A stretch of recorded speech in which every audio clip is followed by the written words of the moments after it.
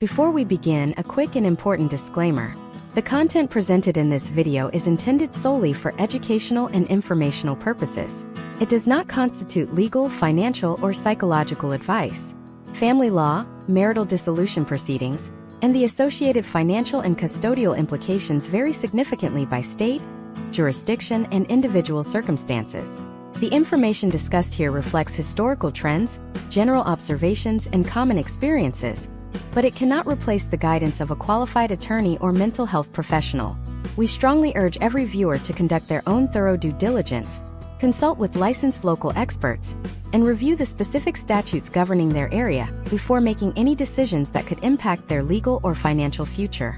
Proceeding with any legal action involves complex risks and variables unique to your situation. Statistics from the American Psychological Association and the United States Census Bureau indicate that approximately 40 to 50% of first marriages in the United States end in divorce. For many men, this transition is not merely the end of a relationship. It is often the single most significant legal and financial disruption they will face in their lifetime. Yet, while the prevalence of divorce is well documented, the nuanced reality, the systemic, psychological, and logistical evolution of the divorce process for men over the last several decades remains a subject of intense complexity and often misunderstood narratives. You might believe you understand what happens in a courtroom, or you might rely on stories from friends, or even popular culture representations that focus on the most sensationalized conflicts.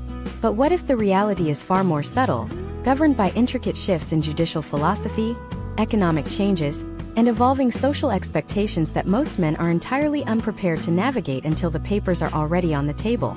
In this 10-part masterclass, we are going to dissect the retrospective on divorce for men in the United States, moving far beyond the surface-level tropes. We are not here to offer a simple guide or a quick fix.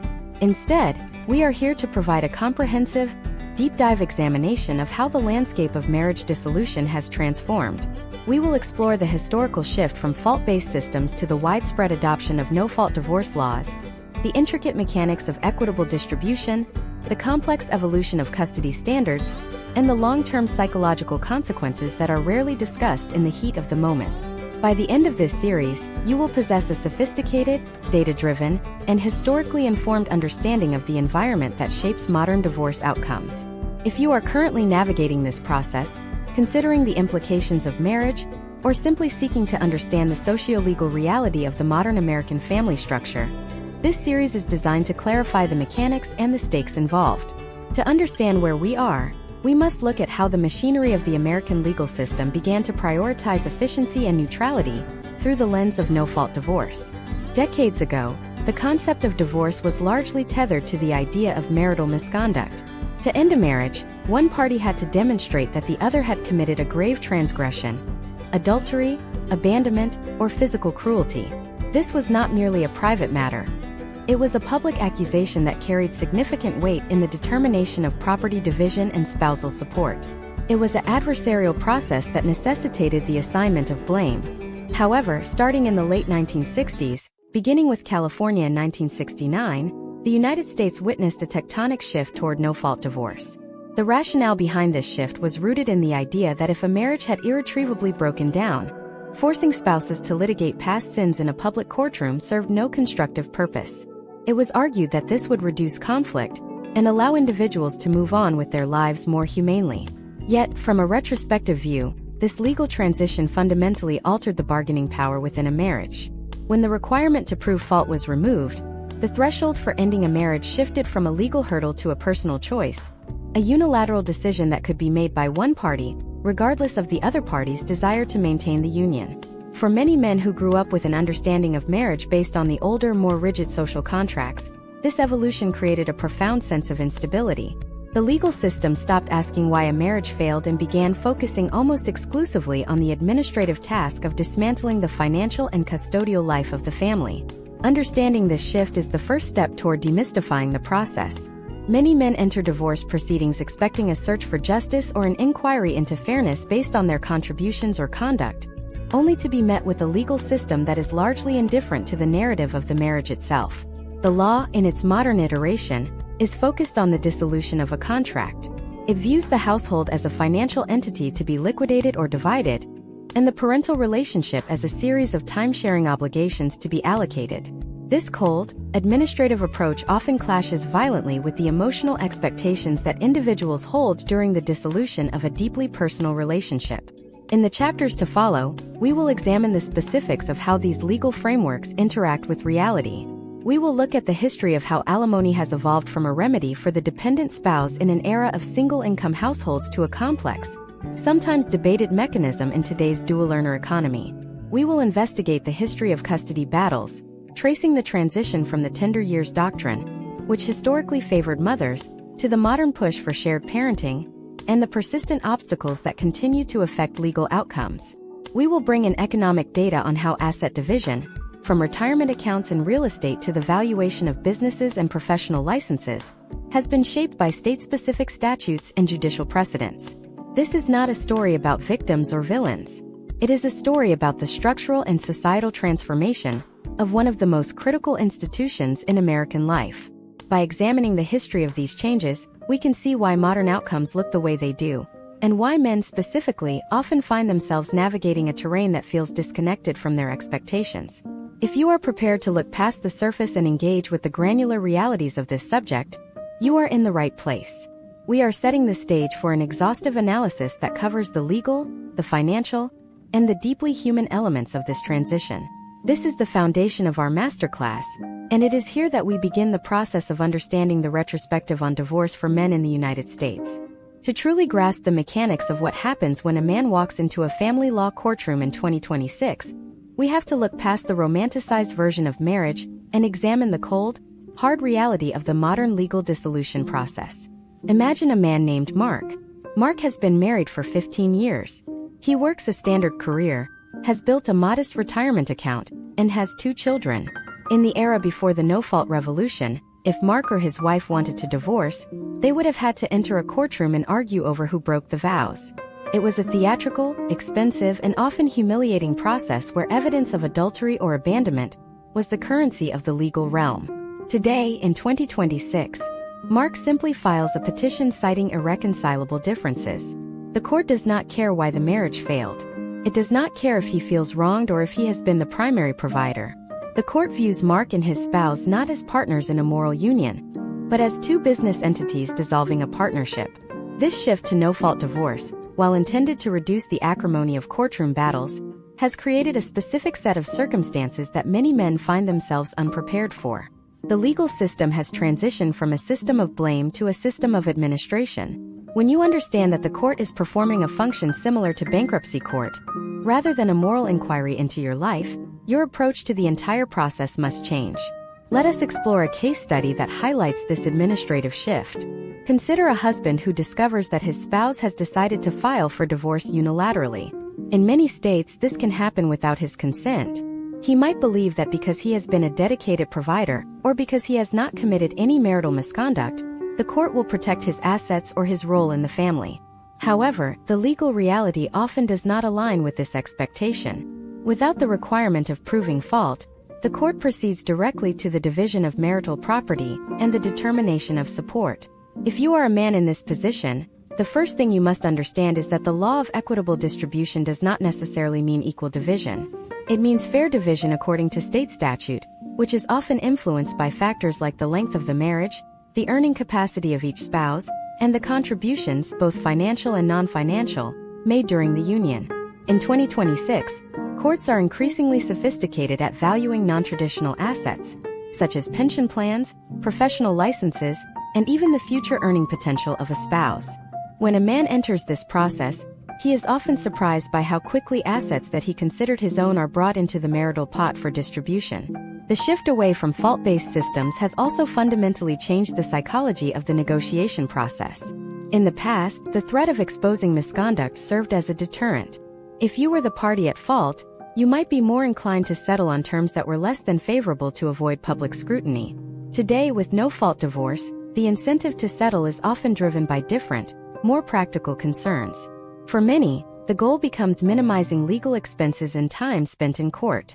This creates a situation where the economically stronger party may be pressured to accept unfavorable terms simply to achieve finality. It is a strategic landscape where your patience, your documentation, and your understanding of local precedent become your most valuable assets. We must also address the misconception that the legal system is inherently biased against men. While many men express this feeling, it is more accurate to say that the legal system is designed to operate on a set of standardized, bureaucratic rules that prioritize children and financial stability over individual grievances. When you look at custody outcomes, for example, the historical trend has moved from the tender years doctrine, which practically guaranteed maternal custody, toward a model that ostensibly supports shared parenting. However, the application of this varies wildly from judge to judge and county to county. If you go into court expecting the system to automatically recognize your role as a father, you are missing the point of the administrative model. You must proactively demonstrate, through detailed parenting plans and evidence of your involvement in the daily lives of your children, why your specific proposed schedule is in the best interest of the child. Imagine if you were preparing for a high-stakes business merger where the contract was drafted decades ago, and the rules are subject to the interpretation of a single mediator. You would not walk into that meeting without a clear understanding of the regulatory environment. Yet, that is exactly what many men do when they engage in the divorce process. They rely on hearsay and emotional reactions rather than cold data. They fail to understand how the specific statutes in their jurisdiction dictate the valuation of assets or the calculation of support. They do not account for the fact that a judge's primary goal is to reach a resolution that is final and minimizes the need for future litigation. This brings us to an essential realization. The divorce process is not a trial about who is a better spouse. It is a rigorous, demanding process of documentation and negotiation. Every document you sign, every email you send, and every interaction you have with your spouse during this period becomes part of the record. The courts in 2026 are efficient, which means they are also unforgiving of those who are disorganized.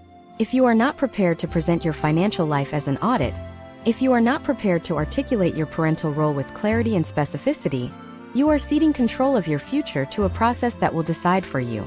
As we move forward in this masterclass, we will begin to deconstruct the specific financial mechanics that dictate modern outcomes. We will look at how state laws differ in their approach to long-term spousal support, and how the valuation of businesses and retirement accounts has become a central battleground in high-asset divorces. We will also dive into the history of custody and how the shift toward shared parenting is actually playing out in courtrooms across the country, providing you with the data you need to distinguish between popular narratives and the actual experience of men on the ground.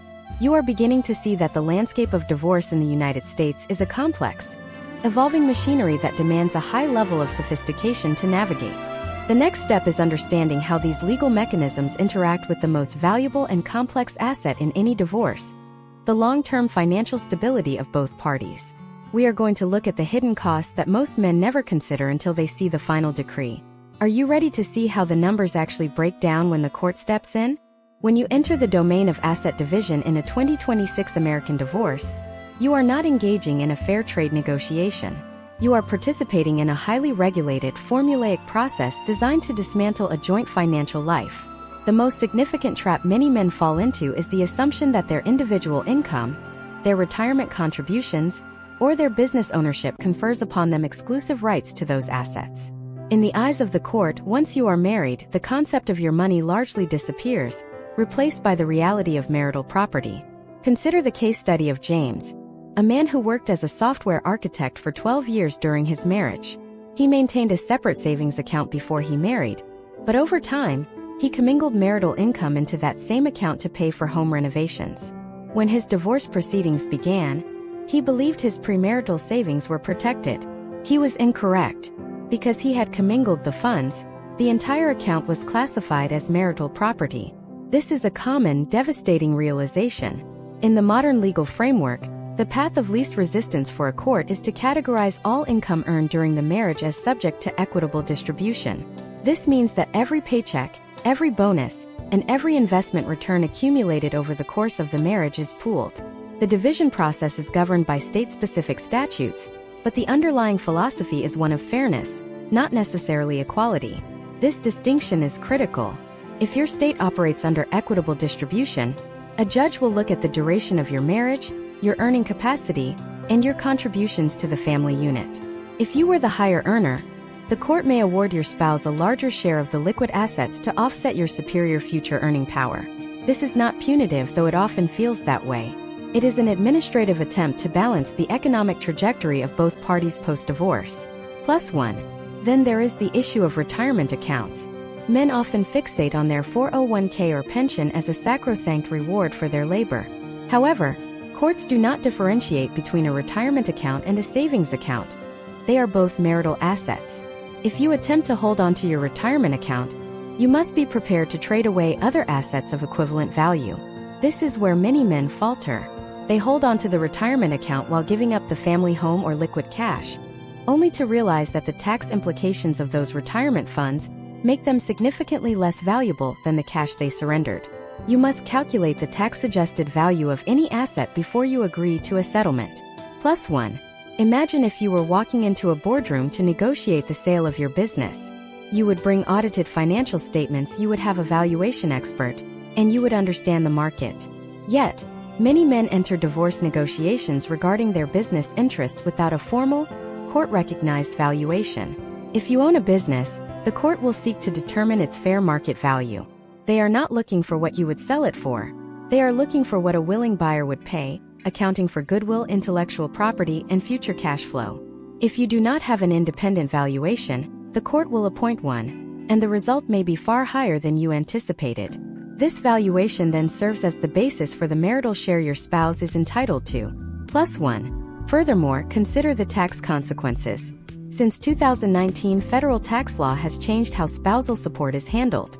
Alimony is no longer tax-deductible for the payer, nor is it taxable income for the recipient. This shift has removed a significant tax lever that was previously used to reach settlements. You are now negotiating with after-tax dollars. If you are the payer, you must account for the fact that every dollar you pay in alimony comes out of your pocket after your own tax obligations are met. This requires a complete reevaluation of your post-divorce budget.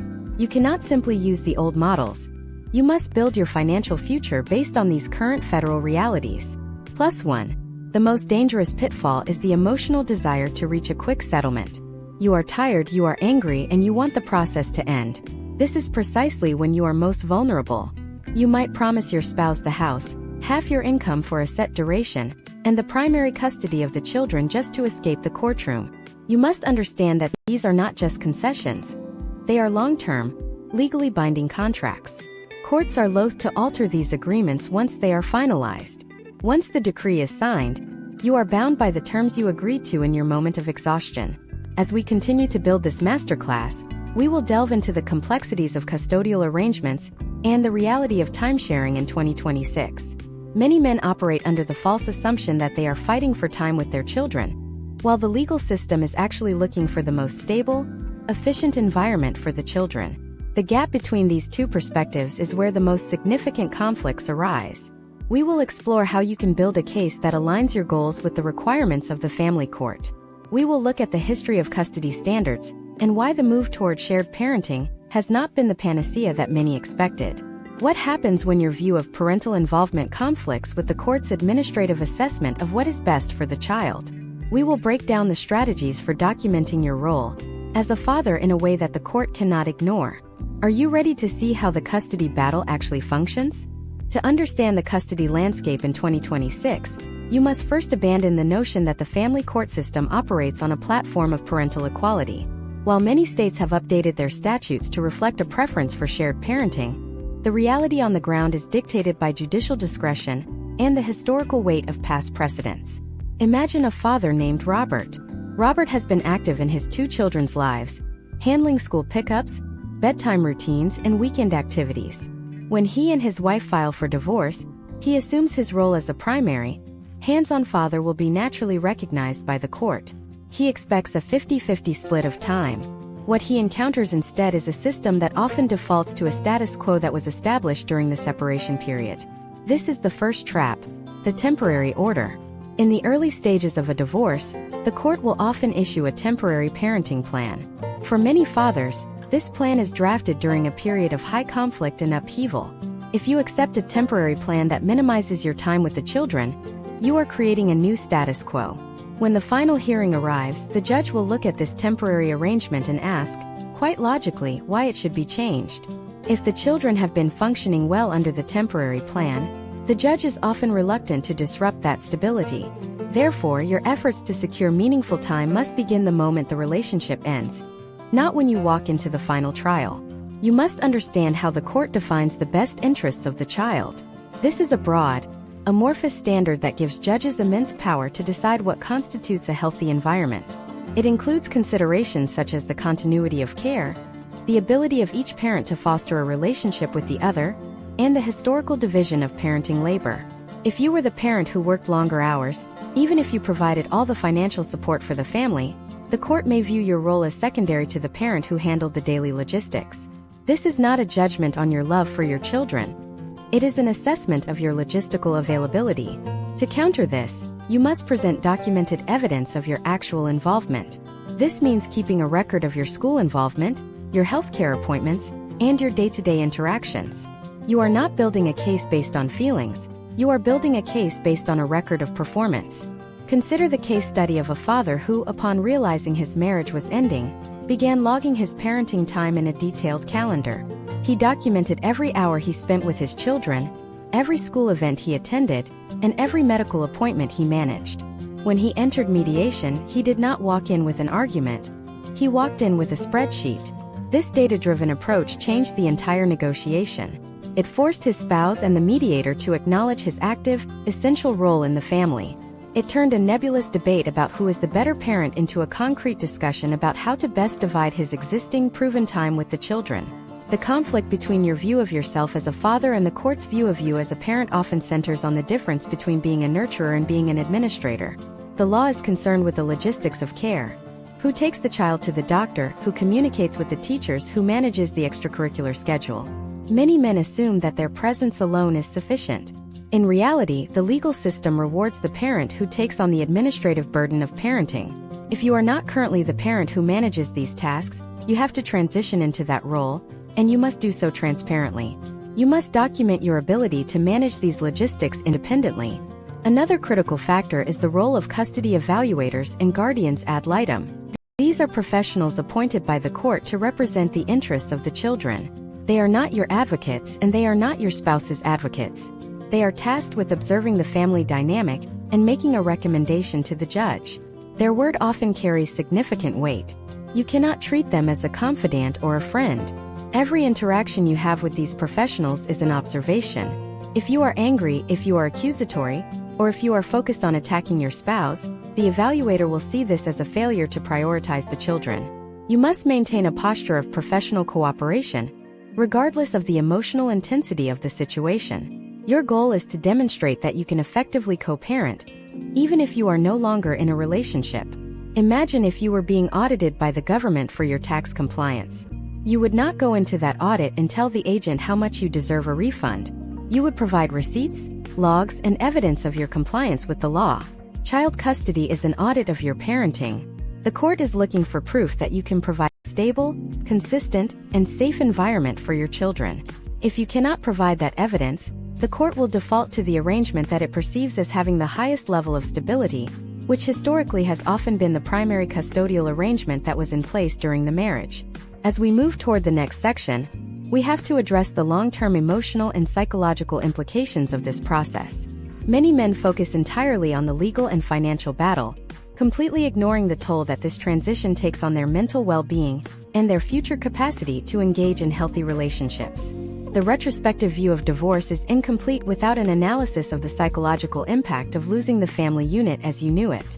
We are going to explore why this specific period is so high risk for mental health issues and what the data says about long-term outcomes for men who go through the system. Are you prepared to look at the hidden, personal cost of the divorce machine? The divorce machine does not stop at the courthouse doors. It fundamentally alters the trajectory of a man's psychological, social, and physical health long after the final decree is filed. In the United States, we often treat divorce as a legal or financial event, forgetting that for the individual, it is a traumatic reconstruction of identity. If we look at the historical trends in longitudinal studies regarding male well-being post-divorce, we find that the period immediately following the separation and the first 2 years of post-divorce life represent a peak window for significant personal risk. Imagine a man named David, a 42-year-old engineer in 2026. David followed every instruction during his divorce. He maintained his financial records, he secured his custody time, and he finalized his settlement. Yet, 6 months later, he finds himself grappling with a profound sense of disorientation. The routine that dictated his life for over a decade is gone. The status he derived from being a husband and a father in a daily household unit has evaporated. This is the silent crisis of the modern divorce. While the law is concerned with the division of assets, it does not account for the emotional bankruptcy that often accompanies the loss of one's primary social and domestic foundation. The psychological impact of this transition is multifaceted. For many men, the identity is inextricably linked to the role of the provider and the protector. When the divorce occurs, that specific utility is challenged. Studies suggest that men who define their self-worth primarily through their role in the family suffer higher rates of depressive symptoms and social isolation following divorce. This is not because they are weak, but because they are navigating a sudden total loss of the context that provided their sense of purpose. Consider the case of a man who, during his divorce, focused entirely on the litigation. He spent thousands on attorneys, scoured every email for evidence, and engaged in a relentless search for vindication. When the process finally ended, he had won on many of the financial points, but he was left with no community, a fractured relationship with his children who had been exposed to the conflict, and a deep-seated resentment toward the process itself. He had fought the war but lost the ability to live in the peace that followed. This is a common historical trend. The fixation on the battle blinds many men to the necessity of rebuilding their lives in parallel with the legal proceedings. The social isolation is equally critical. In the United States, many friendships and community ties are cultivated as a unit, couples with couples. When the divorce occurs, that social network frequently fragments. Men, who statistically often rely on their spouses to maintain the primary social connections, suddenly find themselves without a support system. This is a significant risk factor for declining physical health. Research indicates that the stress of marital dissolution can have measurable impacts on a man's cardiovascular health, immune system response, and long-term mortality rates. The body tracks the stress of the process, even when the mind tries to remain stoic and detached.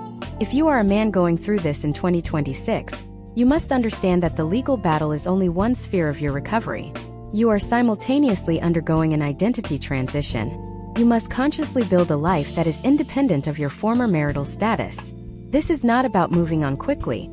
It is about building a foundation that is resilient enough to withstand the stress of the transition. Many men fail to do this because they are conditioned to believe that asking for help or admitting to the difficulty is a sign of vulnerability. In reality, accessing counseling, finding support groups, and re-engaging with personal hobbies or professional development are the most rational actions you can take to preserve your long-term success. Think about the long-term impact on your children. They are not merely observers of this process, they are participants. If you focus exclusively on winning the custody battle as an act of defeating your spouse, you are doing so at the cost of your children's emotional stability. A father who is healthy, grounded, and focused on his own development is infinitely more valuable to his children than a father who is trapped in a loop of conflict and bitterness. The data is clear. Children who maintain healthy, consistent, and low-conflict relationships with both parents after a divorce generally report better outcomes across all developmental metrics. Your goal must be to navigate the legal requirements without sacrificing your capacity to be a stable presence for your children. The divorce machine is designed for efficiency and closure, not for personal growth or healing. It demands that you be a cold, calculated actor in the courtroom, but you cannot be a cold, calculated actor in your own life. You have to balance these two states of being. The men who emerge from this process with their integrity, their assets, and their relationships intact are those who treated the legal process as a business necessity, while treating their personal recovery as a lifelong investment. As we move to the next phase of this masterclass, we will begin to examine the intersection of digital technology and modern divorce. In 2026, the digital footprint you leave behind, your social media activity, your private messages, your digital banking history, is now a primary evidentiary tool for opposing counsel. Nothing is private, and nothing is deleted. The way you communicate in the digital space can either secure your future or destroy your case. We will look at how this new reality has changed the nature of evidence, the dangers of digital oversharing, and the strategies for maintaining a clean digital record during your divorce proceedings. Are you aware of what your own digital history says about you, and more importantly, how a court will interpret it? In the landscape of 2026, your digital footprint is not just a reflection of your personality. It is a primary evidentiary file that the opposing counsel will use to construct a narrative about your character, your stability, and your fitness as a parent. We are living in an era where discovery, the legal process of gathering information, has moved far beyond paper bank statements and tax returns. It has migrated into the cloud. Every post, every private message, every geolocation tag, and every time-stamped interaction is now fair game for courtroom scrutiny. Imagine a case involving a man named Michael. Michael is in the middle of a contested divorce. He believes his private social media accounts, which are set to private, are safe from inspection. He continues to post frustrations about his marriage, his financial stress, and his disagreements with his spouse, assuming these thoughts are confined to a trusted circle of friends. However, during the discovery phase, his spouse's attorney issues a subpoena for his digital data. Suddenly, those private posts are printed out, analyzed, and presented to a judge. They are used to characterize Michael as volatile, emotionally unstable, or financially irresponsible. This is the reality of modern litigation. There is no such thing as truly private digital communication once you are within the legal machinery of a divorce. The danger is not just in what you say, it is in the metadata. Metadata includes the time, date, location, and device information attached to your digital activity. If you claim that you were at a business meeting when you were actually at a social gathering, your digital footprint, specifically your phone's geolocation data, can easily contradict your testimony. In 2026, courts are becoming increasingly adept at utilizing forensic experts to analyze this data. A single photo posted to a public platform can provide enough metadata to prove exactly where you were and when, directly undermining your credibility. Once your credibility is damaged in the eyes of a judge, it is nearly impossible to recover. Credibility is the most important currency you possess in court. If you are caught in a lie, even a small, seemingly insignificant one, your entire narrative is compromised. Consider the implications for custody disputes. You may be claiming that you are a focused, attentive parent who provides a structured environment for your children. If your digital history shows you are frequently active on social media during times you claim to be supervising your children, or if your location data indicates you are regularly visiting places that conflict with your description of your lifestyle, you are providing the opposition with all the ammunition they need to challenge your fitness. This is not about surveillance for the sake of it. It is about the court's requirement to determine the most stable environment for the child. If you appear inconsistent or untruthful, the court will default to the safer, more predictable option. We must also discuss the dangers of the echo chamber. Many men, feeling alienated and frustrated by the divorce process, turn to online forums and social media groups to vent. While finding community is important, these spaces can quickly become echo chambers that encourage aggressive, adversarial, and legally reckless behavior. When you post in these groups, you are creating a permanent record. If those groups are breached or subpoenaed, your frustrations, your strategies, and your admissions become evidence. You must approach your digital presence with the same level of discipline you would apply to a formal deposition. The professional, disciplined approach is to assume that everything you put into a digital device will be read by a judge, a guardian ad litem, or a custody evaluator. This is the new standard of transparency. If you have been active in the digital space, the very first step your attorney will likely take is to audit your footprint. This can be an uncomfortable experience, but it is necessary. You need to know what exists, what can be accessed, and how it can be interpreted. In many cases, it is advised to stop all non-essential digital communication regarding the divorce immediately. Do not vent, do not speculate, and do not debate. If you have something to say it through your attorney, or keep it in a secure, privileged environment. Think about the way you manage your financial life in a digital world. Your transaction history, your investment portal, and your communication with your bank are all digitized. When you are going through a divorce, you must be prepared for the full disclosure of these assets. Attempting to hide assets or mask financial behavior through digital manipulation is not only ineffective, it is a high-risk strategy that can lead to severe legal sanctions, including the loss of credibility, and in some cases, being held in contempt of court. The software used by forensic accountants in 2026 is designed to track complex transactions, even across multiple accounts and digital wallets. The assumption that you can move or conceal assets without being detected is fundamentally flawed in an age of automated, data-driven financial audits. The lesson here is simple. Transparency is your best defense. You cannot win a game by hiding pieces that the other side can clearly see. When you accept the reality of the digital audit, You stop being a target and start being a professional in the management of your own case. This is not about hiding your past. It is about managing the presentation of your present and future. By controlling your digital narrative and ensuring that it is accurate, consistent, and professional, you remove the element of surprise from the opposition. As we progress in this series, we need to shift our focus to the professional team that you must assemble to navigate this environment. A divorce is not a solo endeavor. It is a multidisciplinary effort that involves legal, financial, and often psychological expertise. The success of your case is heavily influenced by the quality and the strategy of the team you build. Who should be on your team? How do you vet them? And how do you ensure that they are actually working for your long-term success rather than just maximizing their billable hours? We will move into the complex dynamics of legal representation and the strategic selection of the individuals who will help you build your future. Are you ready to understand how to manage your legal team like a high-stakes executive? To treat your divorce attorney like a high-stakes executive is to recognize that you are the project manager of your own life, and your legal team is a specialized service provider tasked with executing a specific, high-stakes objective. In 2026, the most successful men in family law proceedings do not outsource their judgment to their counsel. They cultivate a partnership built on clear communication, disciplined preparation, and a sharp focus on the ultimate goals. If you walk into a law firm expecting the attorney to fix everything, you have already ceded control. Imagine you are a CEO overseeing a critical merger. You would not call your legal counsel daily to vent about your emotions, nor would you ask them to manage your personal stress. You would provide them with a clear, documented, and prioritized brief. You would have your financial records audited and organized before they even open the file. This is the exact level of discipline required when managing a divorce lawyer. Attorneys bill by the hour, and every moment spent on tasks you could have managed yourself. Organizing documents, searching for receipts, or processing emotional frustration is a direct drain on your financial resources. The first step in this management strategy is to establish a communication protocol. Most legal professionals are overwhelmed with a high volume of emails, motions, and court deadlines.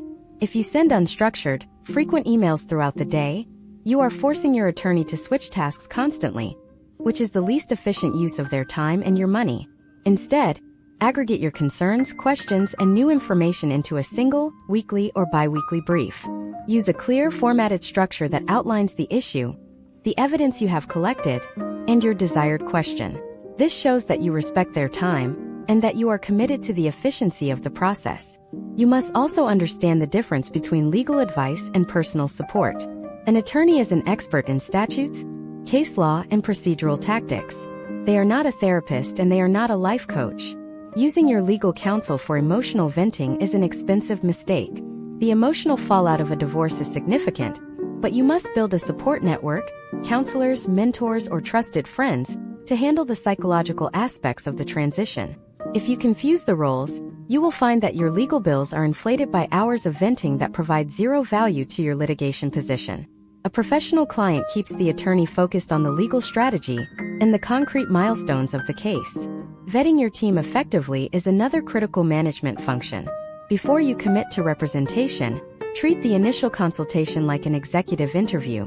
Ask the attorney about their strategy for your specific type of case, their experience with the local judges in your jurisdiction, and their philosophy on mediation versus litigation. A skilled attorney will not provide you with unrealistic expectations or tell you what you want to hear. They will be candid about the potential outcomes, the risks involved, and the probability of success on contested issues like asset division or custody arrangements. If an attorney seems to be overpromising or validating your anger, rather than focusing on the legal realities, proceed with extreme caution. That is a red flag, not a sign of a strong advocate. When building this team, consider the multidisciplinary approach. You may need a forensic accountant to value a business, a tax advisor to analyze the consequences of asset transfers, or a child specialist if custody is heavily contested. You are the architect of this team. Ensure that your divorce attorney is comfortable working with these other professionals, and that you have a clear understanding of the chain of command. You do not want a situation where your different advisors are giving you conflicting advice because you have not centralized the management of your case. You are the central node. Think about the importance of picking your battles. A strategic client understands that every dispute in court carries a cost. You might be tempted to fight over every piece of furniture, every personal item, or every detail of a parenting schedule. Ask yourself, what is the cost of this fight, and what is the potential gain? If you spend $5,000 in legal fees to win an item that is worth $500, you have lost regardless of the court's decision. A high-stakes executive understands the return on investment for litigation. You must be willing to concede on minor, non-essential issues to preserve your resources and your credibility for the issues that truly impact your long-term financial and parental future. Ultimately, this is about ownership. The legal system is a tool, and your attorney is the operator. You are the only person who is truly invested in the long-term, holistic outcome of your life after the divorce. If you abdicate that responsibility to your legal team, you are risking a result that may satisfy the law but fails your personal objectives. By managing the process with precision, documentation, and a focus on long-term strategy, you shift the dynamic from a victim of a system to an active navigator of your own transition. As we reach the final segments of this masterclass, we will begin to look at the post-divorce reality. We have covered the legal, financial, and psychological landscapes.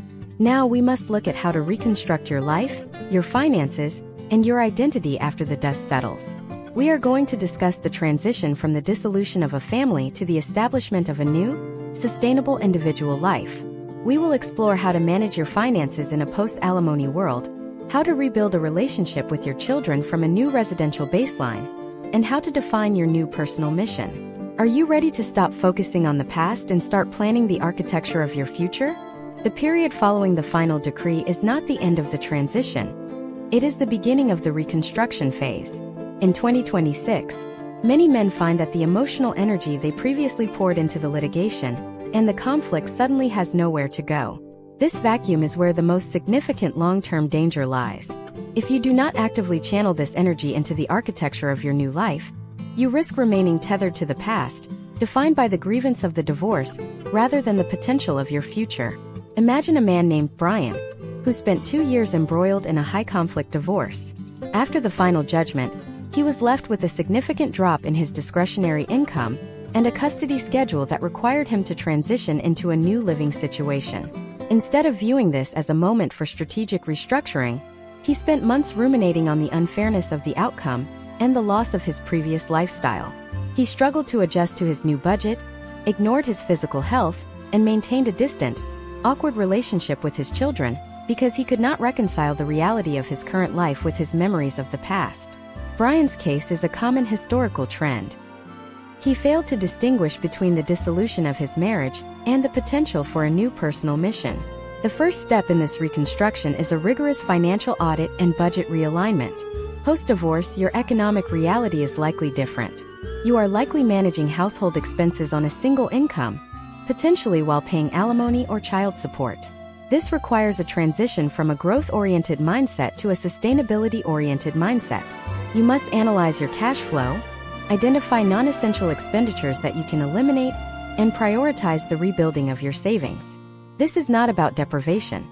It is about creating a stable foundation that allows you to provide for your children and achieve your personal goals. Many men fail here because they attempt to maintain their pre-divorce standard of living, leading to a cycle of debt and constant financial stress. You must adapt to your current reality as it is, not as you wish it were. The second step is the restructuring of your parental relationship. You are no longer living in the same home as your children, and this changes the entire architecture of your parenting. You must transition from being a parent of proximity to a parent of impact. In the home, much of your parenting was performed through daily presence, helping with homework, managing meals, and handling routines. Now, you must be intentional about your time. When you are with your children, the focus must be on quality, consistency, and active engagement. This does not mean becoming a Disneyland dad who buys affection with gifts or experiences. It means being a stable, reliable, and engaged presence who listens, participates, and helps guide them through their own transition. Consider the case of a father who, upon realizing his parenting time was limited, developed a ritual-based approach to his weekends with his children. He focused on recurring activities that built lasting memories, cooking meals together, working on projects, or engaging in outdoor activities that they both enjoyed. He did not let the time slip away in front of a screen. By creating these rituals, he provided his children with a sense of stability and predictability in a life that had suddenly become fractured. His children grew to view their time with him as a consistent, rewarding part of their week, rather than a disruption to their usual lives.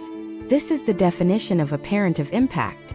The third, and arguably most difficult step is the redefinition of your personal mission. For years, your primary mission was the maintenance of the family unit. Now that unit has changed form. You have the opportunity to define a new purpose that is not dependent on your marital status. This could involve professional advancement, personal development, or community engagement. The key is to find something that challenges you, engages your intellect, and contributes to a sense of identity that is entirely your own. If you do not define this for yourself, you will be defined by the void left behind. This is the time to explore new interests, invest in your physical health, and build a social circle that is not tethered to your past relationship. Think about the importance of resilience in this phase. You will have days where the weight of the past feels heavy, where the financial constraints are frustrating, and where the new parenting reality feels overwhelming. This is part of the process. The difference between those who successfully reconstruct their lives and those who remain stuck is the ability to acknowledge these feelings without being controlled by them. You must maintain a disciplined focus on your objectives. Treat your life like the high-stakes project it is. Track your progress, celebrate the small milestones, and adjust your strategy when you encounter obstacles. We have spent this masterclass dissecting the retrospective of divorce, the legal, the financial, and the psychological components. We have moved from the history of the no-fault system to the granular management of the divorce machine and the necessity of building a new life after the decree. Now we must turn our attention to the final and most important section, the long-term strategic outlook. We need to discuss how to maintain your integrity and your vision in a world that is designed to keep you in the past. We are going to address the common long-term traps that men fall into, and how you can ensure that your life in 2026 and beyond is defined by your choices, not by the legacy of your divorce. Are you prepared to look at the final, most crucial element of your long-term success? The final, most crucial element of your long-term success is the deliberate maintenance of a strategic perspective. We have examined the legal mechanisms, the financial realities, the custodial challenges, and the psychological reconstruction. Yet, the most common pitfall for men is the gradual abandonment of that strategic mindset in favor of a comfortable passive existence. In 2026, the world moves rapidly, and the legal and social environments governing family life continue to evolve. If you allow yourself to drift into a state of emotional settling or, conversely, perpetual bitterness, you are not protecting your future, you are surrendering it. Imagine a man named Marcus. Marcus successfully navigated his divorce 4 years ago. He achieved a stable financial position, maintained a consistent and healthy relationship with his children, and rebuilt his social circle. However, after the intensity of the divorce proceedings faded, Marcus became complacent. He stopped tracking his long-term financial goals, he neglected to stay informed about changes in family law that could impact his custody or support obligations, and he allowed his physical and social discipline to erode. When a change in his employment situation required a modification of his support obligations, he was entirely unprepared. He did not have the documentation ready, he did not understand the current legal threshold for modifications in his jurisdiction, and he was forced to engage in a panicked, reactive legal struggle that he could have avoided with consistent, proactive management. The lesson from Marcus is that your life after divorce is not a destination. It is a permanent state of strategic maintenance. You must keep your financial records organized and audited annually, regardless of whether you believe you will need them for a legal proceeding. You must stay apprised of any shifts in your state's family law statutes. You must maintain a rigorous, documented record of your parenting time and your contributions to the children's lives. This is not about paranoia. It is about preparedness. A man who is prepared has options. A man who is caught off guard has only reactions. Consider the historical trends in support modifications. Family law is not static. Legislatures frequently update statutes related to child support formulas, the duration of alimony, and the standards for modifying existing orders. If you are a party to a long-term order, your financial obligation may be subject to change based on your income, your spouse's income, or the changing needs of the children. If you are not monitoring these developments, you may be missing opportunities to seek a reduction in support, or worse, you may be failing to respond to a modification request from your former spouse until it is too late to present an effective defense. You are the manager of this obligation. You cannot delegate the vigilance required to manage it. Then there is the issue of long-term integrity. It is easy to succumb to the temptation of viewing your former spouse through the lens of the past conflict. Many men stay trapped in this loop, allowing their perception of their former spouse to influence every interaction, every decision, and every communication. This is a strategic failure. Your former spouse is no longer your partner, but they remain a central figure in the logistics of your life and the lives of your children. The most successful men are those who master the art of business-like detachment. They communicate exclusively through agreed-upon channels, they focus on the specific, objective needs of the children, and they decline to engage in the emotional theater that keeps the conflict alive. This is not about kindness or reconciliation. It is about maintaining your own focus and preserving your own peace of mind. Think about the importance of evolving your personal mission as your children grow. The parenting schedule that worked when your children were 5 will not work when they are 15. Your relationship with them will shift from a focus on routine and supervision to a focus on guidance, support, and mentorship. If you stay locked in the mindset of the parent you were during the divorce, you will fail to adapt to the needs of the young adults your children are becoming.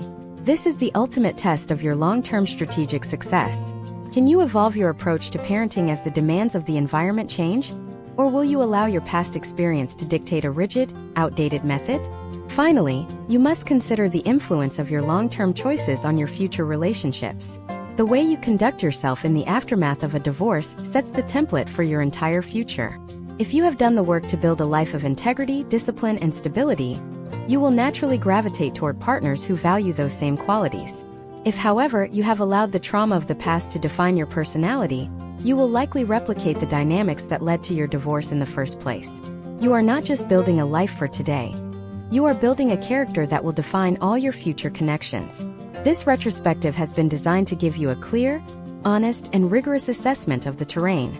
We have not looked for shortcuts or easy answers because there are none. We have instead provided a framework for a high-discipline, high-retention approach to managing one of the most critical transitions a man can face. We have moved from the history to the reality, from the legal to the psychological, and from the collapse to the reconstruction. Now we reach the conclusion. We have one final part remaining. In the final segment, we will consolidate everything we have discussed into a master framework for ongoing success. We will talk about how to synthesize all of these lessons into a personal code of conduct that you can apply every single day. Are you ready to finalize your roadmap for the years ahead? The final step in this masterclass is the creation of a personal code of conduct, a set of non-negotiable principles that will anchor your decision-making and ensure that your life in 2026 and beyond remains under your control. The retrospective view we have taken of divorce for men in the United States highlights a singular recurring reality. Those who navigate this process with the highest level of success are those who operate from a foundation of principled discipline rather than emotional reaction. This is the synthesis of our journey. First, your code of conduct must include the principle of absolute personal accountability. You have examined how the legal system, the financial structures, and the social expectations of marriage have shifted, but understanding these external factors does not absolve you of responsibility for your own outcomes. Accountability means that you accept the current reality of your situation, whether you are currently in the midst of a divorce or have long since moved past it, and you own the results of your actions. It means you do not blame the court, the system, or your former spouse for the challenges you face. You acknowledge the landscape, you assess the risks, and you take ownership of the tactical decisions you make. This shift from external blame to internal accountability is the primary indicator of a man who is ready to build a sustainable future. Second, commit to the principle of disciplined transparency. As we have discussed, the digital and financial landscape is one of complete exposure. Your code of conduct should dictate that you never say or do anything in the digital, financial, or interpersonal space that you would not be comfortable seeing presented in a courtroom. This is not about living in fear. It is about living with such integrity and clarity that the threat of discovery loses its power. When you operate with total transparency, you are effectively immune to the adversarial tactic of using your own behavior as a weapon against you. You become a client who is easy for an attorney to represent, easy for a judge to trust, and clear in the eyes of your own children. Third, establish the principle of strategic patience. In a world that demands immediate reaction, the most powerful tool you possess is the ability to pause. When you are faced with a legal motion, a financial crisis, or a challenging interaction with your children's other parent, your code of conduct should mandate a period of analysis before you take any action. Do not respond to an email in the heat of frustration. Do not make a major financial decision during a period of high emotional volatility. Force yourself to run every decision through a verification process. Does this action serve my long-term objective of stability and parental effectiveness? If the answer is no, you do not take the action. Consider the case study of a man who implemented a mandatory 24-hour rule for all communications regarding his divorce. For the first few months, he found it incredibly difficult, as he was used to responding to conflict instantly. However, as time passed, he found that the vast majority of the urgent issues that prompted his anger simply disappeared once the emotional temperature dropped. He stopped feeding the conflict, and in doing so, he gained control over his own time and focus. His legal costs plummeted, his stress levels normalized, and his communication with his former spouse became almost entirely transactional and productive. This is the power of strategic patience. Fourth, adopt the principle of continuous skill development. You are not the same man you were before the divorce, and you should not be. Your code of conduct should include a commitment to learning, whether that is mastering new financial management skills, improving your physical fitness, deepening your understanding of child development, or expanding your professional network. The men who thrive in the long term are those who view their life as a platform for growth. By constantly adding to your skill set, you increase your resilience. You become a more capable parent, a more effective professional, and a more well-rounded person. Do not treat your life as a victim of circumstances. Treat it as an investment project where you are the primary asset. Finally, embed the principle of legacy-focused parenting. Your relationship with your children is the ultimate, long-term metric of your success. Your code of conduct should explicitly state that no argument, no financial asset, and no personal grievance is worth jeopardizing the long-term health of your bond with your children. Every decision you make should be filtered through the lens of, what kind of father do I want to be in 20 years? When you frame your decisions this way, the petty conflicts of the present become insignificantly small. You are playing the long game. You are building a relationship based on trust, stability, and consistent presence. And that is a legacy that no legal decree can take away from you. You have now completed this masterclass. You have looked at the history of the no-fault system, the complex machinery of asset division, the high-stakes reality of custody, and the vital necessity of building a life after the divorce. You have the tools, you have the historical data, and you have the strategic framework. The question that remains is not what the system will do, but what you will do. The retrospective of divorce for men in the United States is a sobering, complex, and deeply demanding story, but it is also a story of transformation. By choosing to navigate this landscape with discipline, accountability, and a clear vision for the future, you are doing more than just surviving the divorce machine. You are establishing the foundation for a life that is truly and permanently your own. Take these principles, apply them with rigor, and use them to build the architecture of the life you have determined for yourself.